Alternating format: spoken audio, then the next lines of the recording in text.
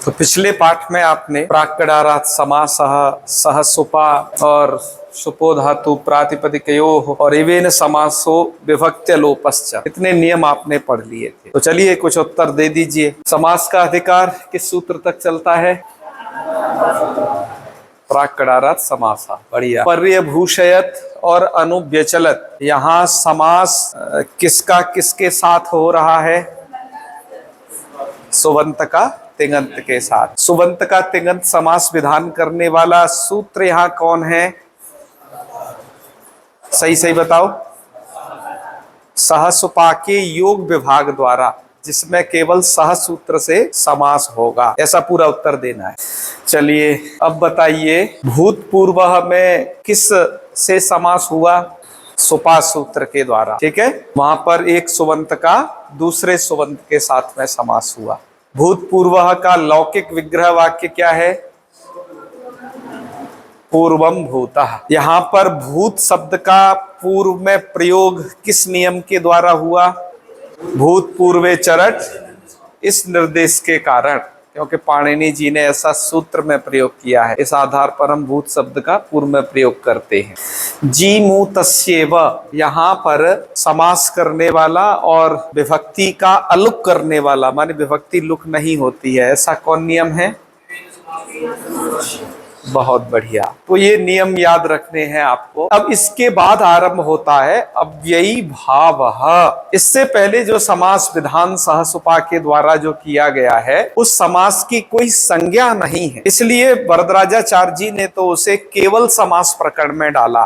कोई संज्ञा नहीं है का मतलब, जहां सहसुपा सूत्र समास करता है वो अव्ययी भाव नहीं है, वो तत्पुरुष नहीं है, बहुब्रीहि इनके अधिकार में कहीं नहीं है, इनसे बहिर्भूत है वो। ठीक है, यहां से अब आरंभ होता है अव्ययी भाव समास। सहसुपा का आरंभ क्यों किया गया है? पहले एक साधारण बात ये भी जान लीजिएगा। वैसे सहसुपा सूत्र से समास का विचार सबसे बाद में करना चाहिए। कहने का मतलब है जहां अव्ययी भाव भी समास न हो पावे, जहां तत्पुरुष भी न हो पावे, और उनके प्रकार भी तत्पुरुष के बहुत सारे, जहां पर बहुब्रीहि और द्वंद्व भी न हो पाए, लेकिन फिर भी शिष्टों ने वहां पर समास किया है। तो किस नियम से किया, उसके लिए कहना चाहिए हमें, उसके पाणिनीयत्व साधन के लिए बताना चाहिए कि यहाँ पर सहसुपा सूत्र के द्वारा समास हुआ है। ठीक है, वह एक इनके पास ब्रह्मास्त्र टाइप का है, उसका तब प्रयोग किया जाएगा।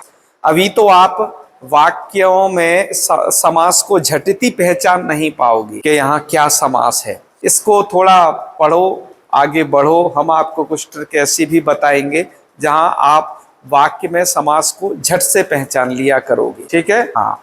हालांकि वो ट्रिक हमने लघु सिद्धांत कौमुदी पढ़ाते वक्त भी समास प्रकरण के अंतिम एक दो वीडियो में बताई है। समास बहुत आवश्यक है, संधि और समास। संस्कृत में घुसने के लिए ये दुर्ग हैं। जैसे किले में कोई सहसा प्रवेश नहीं कर पाता है, ऐसे ही संस्कृत रूपी किले में जो संधि नहीं जानता, जो समास नहीं जानता, वो उसमें घुस नहीं सकता है, वो दूर से ही खड़ा खड़ा देखता रहेगा बस। अतः इसका ज्ञान भी आवश्यक है, नहीं तो उन वाक्यों को पढ़ना, उनके अर्थों को समझना, ये दोनों नहीं हो पाएगा। ठीक है, चलिए आगे बढ़ते हैं। अव्ययी भाव समास का अधिकार है, इसके आगे लिखा है अधिकारो यम, बस इतना ही लिखा है। कहाँ तक अधिकार चलेगा? तो तत्पुरुषात् प्राक्, अष्टाध्यायी में जहां पर तत्पुरुष सूत्र आया है, उससे पहले पहले तक इसका अधिकार चलेगा। अब क्या है, ये एक संज्ञा अधिकार चल रहा है। ये सब जो है आकडारा देका संज्ञा के अंतर्गत है। पाणिनि जी की अष्टाध्यायी में आकडारा देका संज्ञा इस प्रकार का नियम है जहाँ एक की एक ही संज्ञा होती है। पर यहाँ तो पहले समास संज्ञा कर दिए, अब अव्ययी भावः ये भी संज्ञाधिकार है, इसको भी चला दिए। ऐसा कैसे हो पाएगा दो संज्ञाओं का समावेश एक साथ? तो उसके लिए कहते हैं प्राक्कडारात् समासः के प्राक ग्रहण से ये निकलता है कि यहाँ दो संज्ञा संभव हो सकती हैं इस स्थल पर, जैसे कारक में हुई है। कारकम सत्कर्म संज्ञम भवति, कर्ण संज्ञम भवति, इस प्रकार से। कैसे दो संज्ञाओं का समावेश होगा? प्राक ग्रहण से। नहीं तो कडारात् समासा इतना ही सूत्र बना सकते थे पाणिनि जी। प्राक देने से ये चाह रहे हैं पाणिनि जी, यहाँ पर भी समास संज्ञा होता हुआ वह पद, वो पद क्या हो जाएंगे? अव्ययी भाव संज्ञक होंगे, समास संज्ञक होते हुए वो पद तत्पुरुष संज्ञक होंगे, बहुव्रीहि संज्ञक होंगे। इस प्रकार से एक साथ दो संज्ञाओं का समावेश यहाँ हो जाता है। ठीक है, तो अब इससे आगे जो भी सूत्र आएंगे उनमें अव्ययी भाव यह अर्थाधिकार के रूप में जाएगा और उनकी अव्ययी भाव संज्ञा करेगा। समास संज्ञा पहले से आ ही रही है, तो अव्ययी भाव समास संज्ञा एक साथ हो जाएगी। ठीक है ना, अब दो संज्ञाएं नहीं रही, अब टोटल मिलके एक संज्ञा बन गई है, अव्ययी भाव समास, है ना। अव्ययी भाव अलग नहीं, अब समास अलग नहीं। इस प्रकार से दो संज्ञाओं का समावेश होता है। अग्रिम जो सूत्र है, जो बच्चा इसे अच्छे से समझ लेगा वो कभी फेल नहीं हो सकता है, क्योंकि परीक्षक इस सूत्र से जरूर प्रश्न बनाते हैं। इसको छोड़े बिना तो अव्ययी भाव समास की कल्पना ही नहीं की जा सकती। तो आइए इस सूत्र का पहले उच्चारण करेंगे ठीक ठीक और उसके बाद इसे समझेंगे। तो चलिए, इसमें थोड़ा पदच्छेद करके लिख दिया है जिससे आपको उच्चारण में आसानी हो, थोड़ा आपकी समझ भी बढ़ जाए। तो बोलते हैं अव्ययम विभक्ति समीप समृद्धि।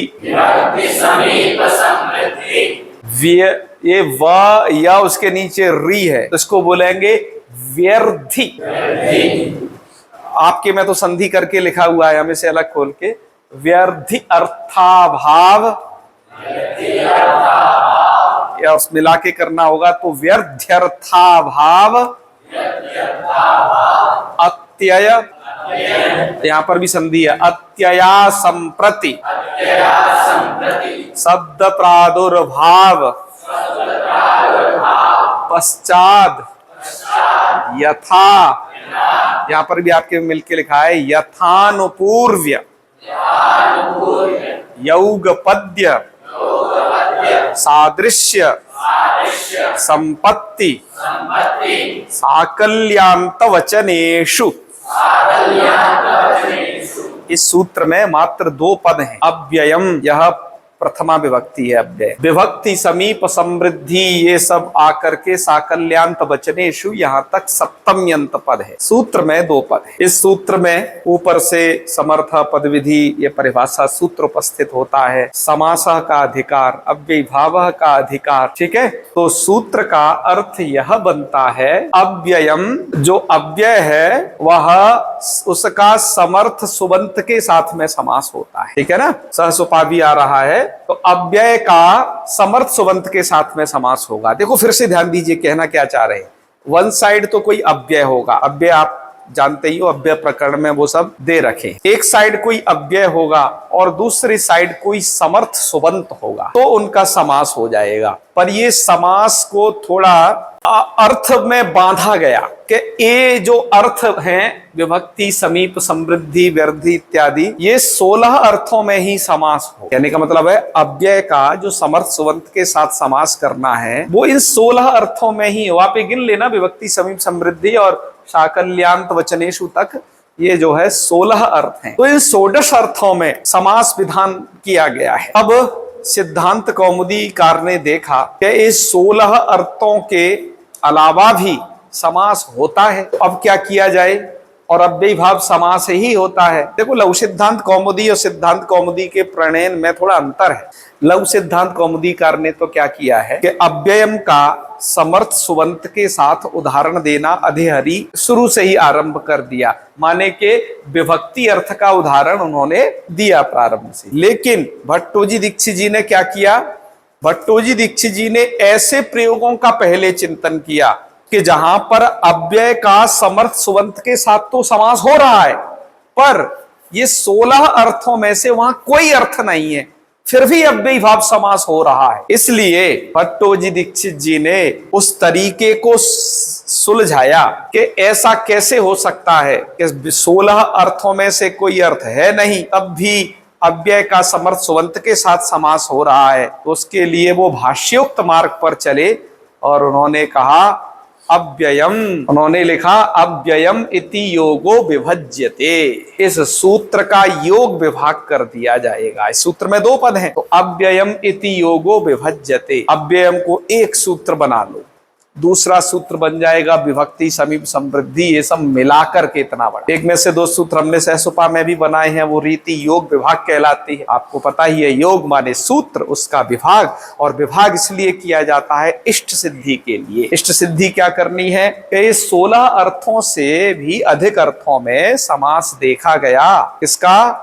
अव्यय का समर्थ सुबंत के साथ, इसलिए ये तरीका बताया जा रहा है। ठीक है, तो अर्थ क्या बनेगा? अव्ययम इति योगो विभज्यते, तो सूत्र का अर्थ ये बनेगा फिर सामान्य, अव्ययम समर्थेन सह समस्यते सो अव्ययी भावः। अव्यय का समर्थ सुबंत के साथ समास हो जाएगा और वह अव्ययी भाव संज्ञक होगा। अब इस अर्थ में क्या हुआ? इस अर्थ में ये बंधन नहीं है कि वो विभक्ति इत्यादि अर्थों में ही समास हो, षोडश अर्थों। तो अब ये तो सामान्य नियम बन गया कि अव्यय का समर्थ सुबंत के साथ में समास हो जाएगा, वहां पर ये षोडश अर्थों का होना जरूरी नहीं उसमें। इससे क्या किया? इससे इन्होंने आगे चल करके 4-5 सूत्र बाद एक प्रयोग सिद्ध किया है, अपदिशम। क्या सिद्ध किया है? पर उससे पहले भट्टो जी दीक्षित जी ने दनादन उस प्रयोग को बिना बताए सूत्र ही सूत्र पहले बता दिए हैं। जैसे प्रथमा निर्दिष्टम समास उपसर्जनम, ये उपसर्जन संज्ञक सूत्र बता दिया। उपसर्जन संज्ञा का प्रयोग करने वाला, उपसर्जन संज्ञक को पूर्व में प्रयोग करने वाला उपसर्जनम पूर्वम बता दिया। फिर ये एक विभक्ति चा पूर्व निपाते द्वितीय सूत्र बता दिया, और इसके बाद एक हिरस्व करने वाला गोस्त्री और उपसर्जस्य सूत्र बता दिया। नाभ्य भावा दतुम तो पंचम्या, अम भाव करने वाला एक सूत्र और दूसरा सूत्र भी अम भाव करने वाला बता दिया। और तब जाकर के यहाँ इस जगह उन्होंने लिखा दिशयोर मध्य, ये लौकिक विग्रह किया, और जो रूप सिद्धि की, जहां पर अव्यय का समर्थ सुबंत के साथ में समास है, वो रूप सिद्धि की इन्होंने अपदिशम। ठीक है, 5 बजे जग गया था तो जल्दी सोया भी कर, तो रूप ये बन जाएगा अपदिशम, यहां रूप सिद्ध किया। हम थोड़ा इस प्रक्रिया से चलते हैं। हम पहले जो कि हमने आपको 9 स्टेप बताए हैं इसमें, सबसे पहले सामर्थ्य होना, सामर्थ्य तो सब जगह है, उसके लिए बार बार नहीं कहेंगे। उसका लौकिक विग्रह, अलौकिक विग्रह और समास विधायक शास्त्र कौन है, उस पूरी प्रक्रिया से अब दिशयोर मध्य अपदिशम इस प्रयोग की सिद्धि अब करते हैं। और इस एक प्रयोग की सिद्धि करते करते लगभग समास प्रकरण के हरेक प्रयोग की आप सिद्धि कर सकोगे। समास प्रकरण की प्रक्रिया लगभग एक जैसी होती है, जो मैंने 9 स्टेप आपको बताए। बस चेंज क्या होता है? समास विधायक सूत्र चेंज होता है कि समास किससे हुआ है। बाकी ये जो प्रक्रिया आप अब पढ़ने जा रहे हो, ये प्रक्रिया आपको हर जगह करनी ही करनी है। तो तैयार हो जाइए भैया, एक पेन दे दीजिए। तो सबसे पहले विग्रह कर लेना है दिशयोर मध्य, ये दिया है ना यहाँ विग्रह, तो दिशयोर मध्य ये विग्रह वाक्य हो गया। रूप क्या बनेगा? अपदिशम। तो रूप सिद्धि का सबसे सरल तरीका यह है, आप यहां पहले प्रयोग लिख लीजिए। अव्ययम विभक्ति समीप समृद्धि के द्वारा जो समास होता है वो नित्य समास है, इसलिए इनका जो विग्रह होता है वो अस्वपद विग्रह किया जाता है। इसलिए इसका हम लौकिक विग्रह लिख रहे हैं, जो मूल कार ने दिया है।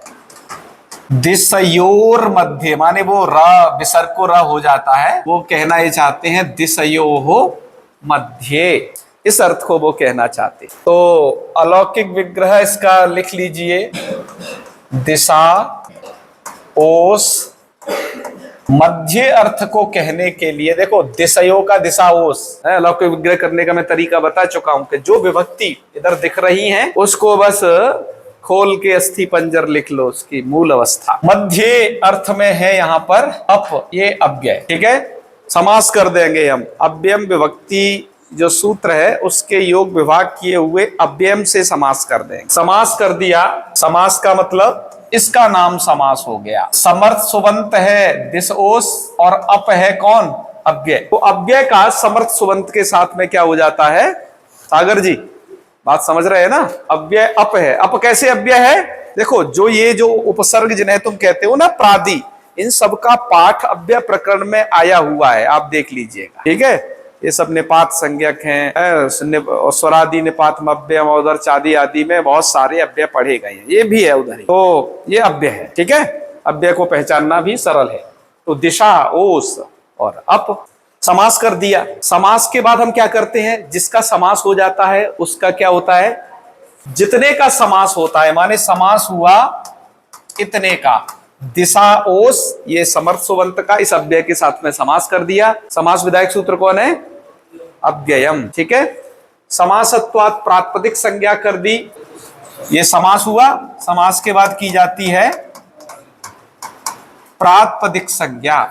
तो भाई उत्तम, प्रातिपदिक संज्ञा हो गई, तब फिर क्या करें, तो दो प्रकल्प है यहाँ पर। कुछ तो विभक्ति का लुक कर देते हैं, पहले ही हमने बताया है, और वरदराजाचार्य जी के तो लघु सिद्धांत कौमुदी में वो क्या करते हैं, पहले उपसर्जन संज्ञा फिर पूर्व प्रयोग करते हैं, अब वो विभक्ति लुक करते हैं बाद में। दोनों में से किसी भी एक नियम को लेकर के हम आगे बढ़ जाते हैं। तो हमने यहाँ पर जिसकी जो प्रातिपदिक संज्ञा हुई है, अब एक सूत्र आपने पढ़ा था सुपो धातु प्रातिपदिक, वो सूत्र कहता है धातु और प्रातिपदिक के अवयव सुप का लुक हो जाता है। तो यहाँ पर ये प्रातिपदिक का अवयव है सुप, इसमें सुप विभक्ति है ओस, ठीक है। अब तो अव्यय है, दिशा तो एक शब्द है, और ओस का क्या हो जाता है, क्योंकि वो सुप है उसका कर देना लुक, तो बन जाएगा ये दिशा और अप। यहां तक की स्थिति ले आओ करके। अब इन दोनों में से पूर्व प्रयोग किसका हो, इसको बताया है यहां। अब देखो ये नियम, अब इन सूत्रों को क्रमशः लगा लो।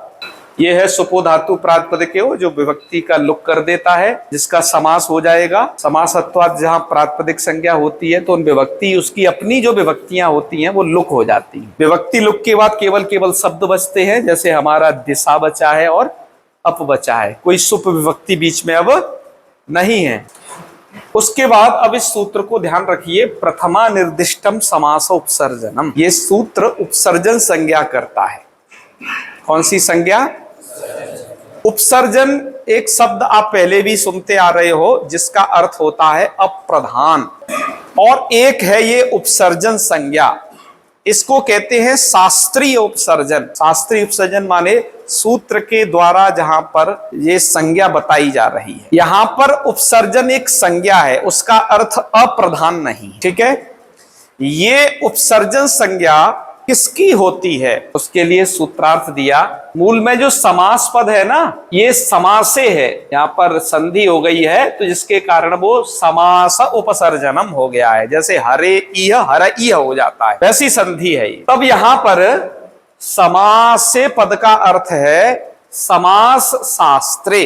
क्या कहता है, क्या है समासे का अर्थ, देखो हम उपसर्जन संज्ञा करने जा रहे हैं, उपसर्जन संज्ञा किसकी होगी ये प्रश्न है। ये सूत्र कहता है, तो जो समास पद मूल में है समासे, उसका अर्थ है समास शास्त्रे। शास्त्र किसे कहते हैं, सूत्र को। ध्यान दो, उपसर्जन संज्ञा कहां की जाए ये प्रश्न है। जैसे हमने अभी दिशा अप या फिर दिशा ओस अप, ऐसी स्थिति है। क्या हम अलौकिक विग्रह वाक्य में जाकर के उपसर्जन संज्ञा करें, पहला प्रश्न। क्या हम सूत्र में जो प्रथमा निर्दिष्ट है जो पद, उसमें उपसर्जन संज्ञा कर दें, दूसरा कल, ताकि इन दोनों जगह करने में कोई मतलब नहीं। बाल मनोरमाकार ने इस पर लिखा है। तो कहां की जाएगी उपसर्जन संज्ञा, ध्यान से सुनिएगा इसी पॉइंट को।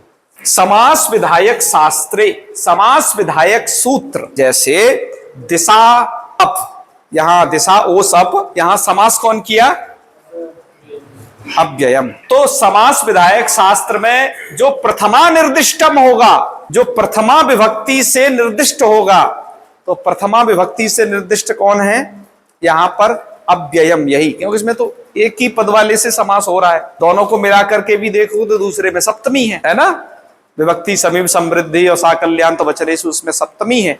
तो समास संज्ञा, ये उपसर्जन संज्ञा कैसे की जाएगी, ध्यान से सुन लो। समास विधायक जो सूत्र हो, उसमें जो प्रथमा विभक्ति से निर्दिष्ट पद हो, ये सबसे पहले देखना है। हम यहाँ अव्ययम विभक्ति समीप समृद्धि से समास कर रहे हैं, इसमें प्रथमा निर्दिष्ट पद है अव्ययम, ठीक है। और उस समास विधायक शास्त्र से उसमें प्रथमा निर्दिष्ट है अव्ययम पद, और उससे बोध्य मतलब अव्ययम जो पद है, उस अव्ययम का अर्थ है अव्यय। तो अलौकिक विग्रह वाक्य में जब आप देखोगे तो उसमें अव्यय कौन है, दिशा में और अप में अव्यय, अव्यय है अप, तो उस अप की उपसर्जन संज्ञा होगी। मतलब समास विधायक शास्त्र में जो प्रथमा विभक्ति है उससे, प्रथमा विभक्ति से जो निर्दिष्ट पद है और उसका जो अर्थ होगा, जैसे इसका है, इस अव्यय का अर्थ है अव्यय, उस अव्यय से बोध किसका हो रहा है? लक्ष्य में स्थित अप का। तो जाकर के उस प्रथमा विभक्ति से निर्दिष्ट जो अर्थ जिससे उसका बोध हो रहा है, तो अप का बोध हो रहा है, न कि दिशा का। इसलिए क्या होगा यहां पर? अप की उपसर्जन संज्ञा होगी। आप समझे? हर एक सूत्र में ऐसे ध्यान देना, आगे तक जो भी सूत्र आएंगे, तत्पुरुष में आएगा, द्वितीय श्रुतातीत, तो वहां पर भी प्रथमा विभक्ति किसमें है? प्रथमा विभक्ति से निर्दिष्ट पद है द्वितीय, और उससे निर्दिष्ट लक्ष्यस्थ कौन है? द्वितीय हो जिसमें, है ना। तो कृष्ण अम श्रितसु, जहां समास करते हो तो कृष्ण अम ये है उससे निर्दिष्ट, उस सूत्रस्थ प्रथमा से निर्दिष्ट, इसलिए कृष्ण अम की उपसर्जन संज्ञा होती है, न कि श्रित सु की। श्रित सु में तुम्हें लक्ष्य में केवल प्रथमा विभक्ति दिखाई दे रही है, किंतु समास शास्त्र में जो द्वितीय श्रुतातीत जो सूत्र है वहां पर, उसमें द्वितीय विभक्ति है, और उस मतलब वो जिसको निर्दिष्ट कर रहा है, द्वितीय पद में प्रथमा विभक्ति है वहां पर, ठीक है। मतलब द्वितीय शब्द भले ही द्वितीय है, लेकिन जो विभक्ति यदि देखी जाएगी तो उसमें प्रथमा है, उससे निर्दिष्ट जो लक्ष्य में है कृष्ण अम, उसकी होगी उपसर्जन संज्ञा। इसलिए वहां पर कृष्णम श्रितः का कृष्ण श्रितः यही रूप बनता है, कृष्ण का ही पूर्व प्रयोग होता है, श्रित का नहीं।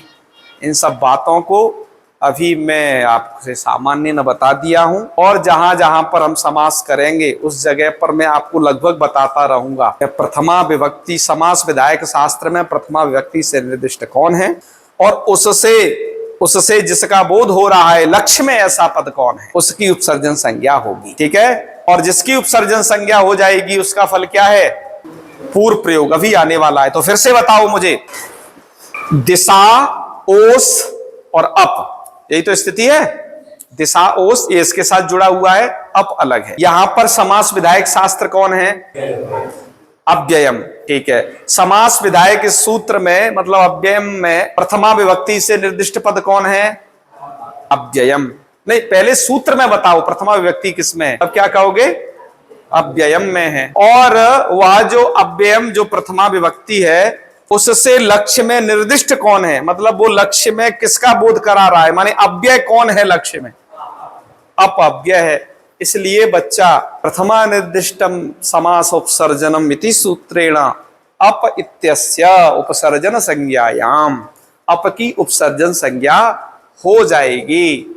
उपसर्जन संज्ञा या फलम किम, क्या सूत्र है? उपसर्जनम पूर्वम। तो समास शास्त्रे उपसर्जनम प्राक प्रयोज्यम।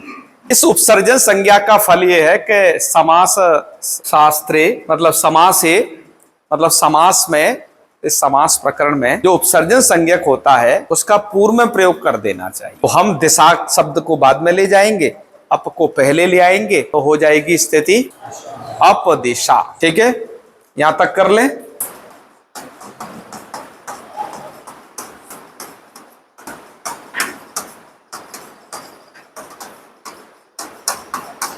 अप दिशा ये स्थिति हो गई। मिला लो इन्हें, है ना, क्योंकि हम इन्हें अब जब समस्त कर दिए, बीच में ओस का लुक कर दिए, अब इसे अप दिशा कर लेते हैं।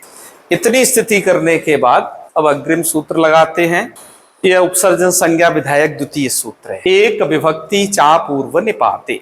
इस सूत्र का अर्थ होता है विग्रहे यन नियत विभक्तिकम। विग्रह वाक्य में जो पद नियत विभक्तिक होता है, नियत अर्थात जिसकी विभक्ति बदलती नहीं है, निश्चित रहती है, वही तदुपसर्जन संज्ञम स्यात्, उसकी भी उपसर्जन संज्ञा होती है। तो कहना भाई दो उपसर्जन संज्ञा क्यों, क्या इसका भी पूर्व प्रयोग करना है क्या? करके नहीं, इसमें सूत्र में अपूर्व निपाते कहा था, इसलिए उसका अर्थ कर रहे हैं न तो तस्य पूर्व निपातः, उसका पूर्व में निपात मत करना, माने उसका पूर्व में प्रयोग मत कर। कहने का मतलब है जहां पर ये जो सूत्र है एक विभक्ति चा पूर्व निपाते, ये सूत्र उपसर्जन संज्ञा करेगा, इसका फल पूर्व प्रयोग करना नहीं है। जहां पर प्रथमा निर्दिष्टम समास उपसर्जनम संज्ञा उपसर्जन संज्ञा करेगा, उसका फल क्या है?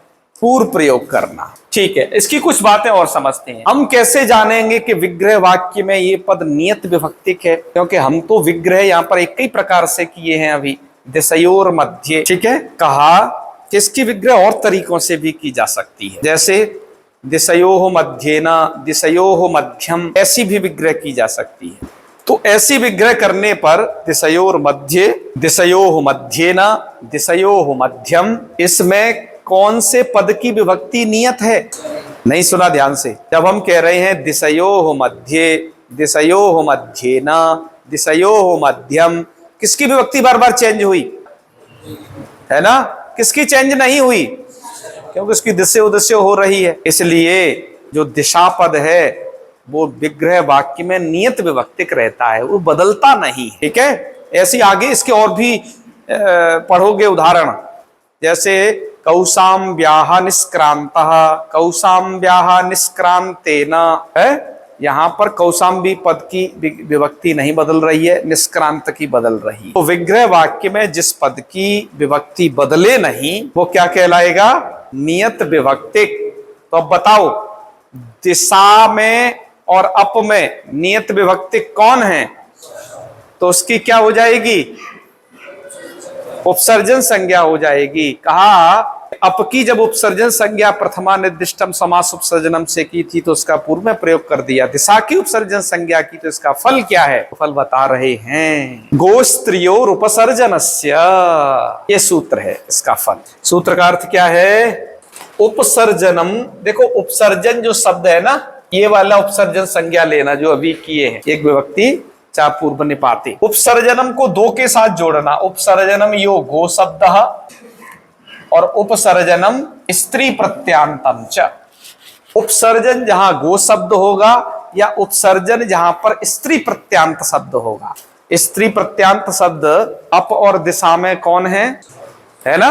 और उपसर्जन स्त्री प्रत्यांत है दिशा पर, यहां तो वो समास को से जुड़ गया है, अपदिशा बन गया है, तो कहे कोई बात नहीं। तदंतस्य प्रातिपदिकस्य ह्रस्व स्यात्, ऐसे तदंत प्रातिपदिक को ह्रस्व हो जाता है। तो अपदिशा जो है समासत्वात् प्रातिपदिक संज्ञक है, इसलिए अपदिशा ये स्त्री प्रत्यांत तदंत प्रातिपदिक है। तो अपदिशा को क्या कर लेना? ह्रस्व कर लेना। तो बच्चा जब तुम ह्रस्व करोगे तो हम यहां पर इसे कर लेते हैं, अब अपदिश, ह्रस्व कर लिया ना।